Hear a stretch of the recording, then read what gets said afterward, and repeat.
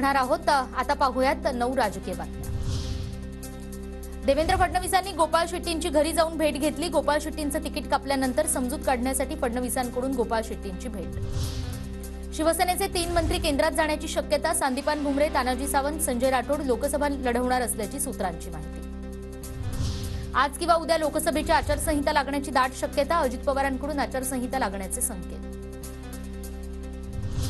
महायुतीत भाजपला आणखी 4 जागा मिळतील। 20 जागा मिळाल्या। 4 जागांची यादी 2 ते 3 दिवसात येऊ शकते। चंद्रकांत पाटलांचं वक्तव्य।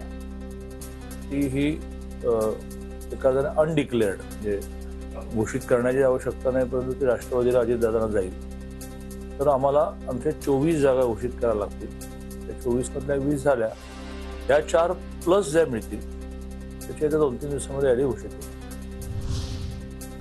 शिवसेनेचे यशवंत जाधव लोकसभेची निवडणूक लढण्यास इच्छुक। दक्षिण मुंबईतून नार्वेकरांच्या नावाची चर्चा सुरू असताना यशवंत जाधव दक्षिण मुंबईचे उमेदवार अशी सोशल मीडियावर पोस्ट व्हायरल।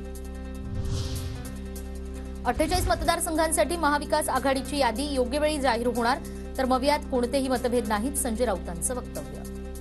48 मतदारसंघाची यादी एकत्र जाहीर। संभ्रम आहे, भीती आहे? अजिबात संभ्रम नाही। जागा वाटप पूर्ण झालेलं आहे आणि आम्ही तिन्ही पक्ष एकत्र येऊन जागा वाटप जाहीर करू। जालना लोकसभा मतदारसंघावरून महाविकास आघाडीत तिढा कायम। रावसाहेब दानवेंविरोधात तुल्यबळ उमेदवाराचा शोध सुरूच। रावेर लोकसभा मतदारसंघाबाबत शरद पवार, एकनाथ खडसे आणि रोहिणी खडसेंमध्ये चर्चा। रावेर लोकसभा मतदारसंघात कुणाला उमेदवारी द्यायची यावर चर्चा झाल्याची माहिती। रत्नागिरी सिंधुदुर्ग लोकसभेवर भाजपचा दावा। मेरिट आणि सर्व्हेनुसार रत्नागिरी सिंधुदुर्गमध्ये भाजपचाच उमेदवार असेल। भाजपचे माजी आमदार सुरेंद्र माने यांची प्रतिक्रिया।